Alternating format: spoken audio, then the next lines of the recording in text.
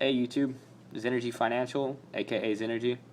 I wanted to do another tip on why you shouldn't trust your gut until you have a good track record and you know your stuff. First off, this is a big mistake people make. They go, oh, the chart shows that it's going down and it's been going down for a while, so it must be undersold. I'm going to buy into it. And no, that's completely stupid. You shouldn't do that. You need to know, you need to look at fundamentals. You got to you got to check all these different sites. You got to really expand your horizon when it comes to finding information. And, you know, thank God for Google. I mean, they really do support like information just in general. You can find any answer you want, but y'all know that. Anyways, moving on. Instinct, okay? After 6 months to a year, then you could say that my instinct tells me that it's going to drop. And I'll give you an example. A stock XYZ, fictitious stock XYZ, it's fallen off a cliff, okay? It's been falling for the past couple of days, for the past week. It's had bad news all over the place, bad earnings report. It's still falling off the cliff. And this is what happens. One day in the morning, there's a morning spike, okay? Straight up. The price goes from $4 to $4.50 or something stupid like that. What happens is that people see that it's going up because these people are professionals. They're watching it, okay, all the time because it's their money. That's how they make a living.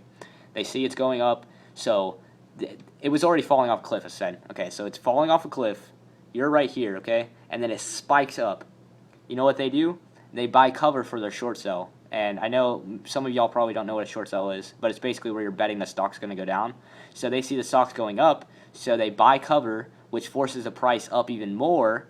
And then now you have you have a random spike for, it could last a couple of days where, it went up, but typically it's going to fall off that edge. And if you're waiting for it, and when, I showed you this, it's going down, okay, and then it comes up. Well, once it hits this point and it goes down, you could short sell right here, and I don't want to say like 90% of the time, but, it works a good amount of the time. You wait for it to break that last support line, and, you buy into it, or, you sell short, and then once the momentum slows, you sell out, and then, you can make a good 20 cents, it's not, like, huge unless you have, like, a supernova, but I don't want to explain that. But you can make a good amount of money just short selling, and people don't know that, but you should definitely Google what short selling is and learn some more stuff about it.